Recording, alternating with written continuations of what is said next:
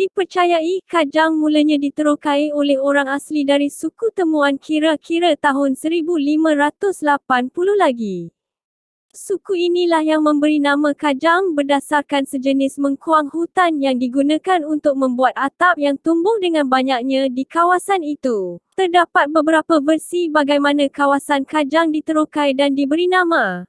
Kajang diterokai sekitar tahun 1580 oleh sekumpulan masyarakat orang asli dari suku kaum Temuan.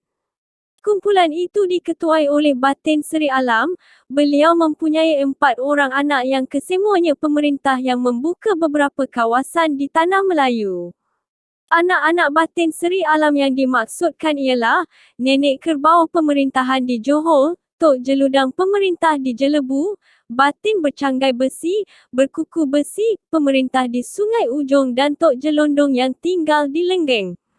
Pada masa itu, Lenggeng berada di bawah kekuasaan Sungai Ujong. Kekandanya, Batin Bercanggai Besi yang merupakan pemerintah daerah Sungai Ujong tinggal di Beranang. Nama Kajang diberi bersempena dengan peristiwa rombongan Batin Bercanggai Besi yang pulang dari menghadap pemerintah Johor atas urusan menjodohkan anaknya Puteri Mayang Selida. Sewaktu dalam perjalanan pulang dari Johor ke Sungai Ujong, rombongan Batin Bercanggai Besi terpaksa berhenti di suatu kawasan kerana bimbang akan hujan ribut yang akan menimpa kerana cuaca pada ketika itu amat mendung. Rombongan tersebut telah membina beberapa buah pondok untuk berteduh dan menggunakan mengkuang hutan sebagai atap kepada pondok-pondok tersebut. Mengkuang hutan yang digunakan sebagai atap itu juga dikenali sebagai Kajang, maka atas peristiwa itulah, maka kawasan itu dinamakan Kajang.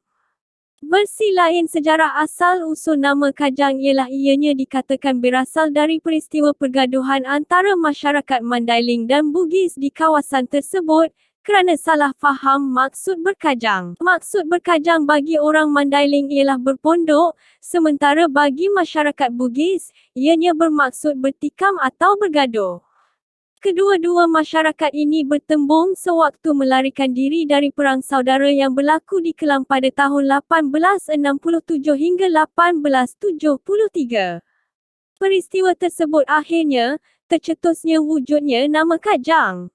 Versi yang lain ialah, Kajang mendapat nama melalui peristiwa pembukaan kawasan ini oleh Raja Alang yang berketurunan Mandailing pada awal tahun 1800. Rombongan Raja Alang tiba di Tanah Melayu melalui jalan air, iaitu dengan menyusuri Sungai Langat. Rombongan ini kemudiannya berhenti di suatu kawasan lalu mereka berkajang atau berpondok.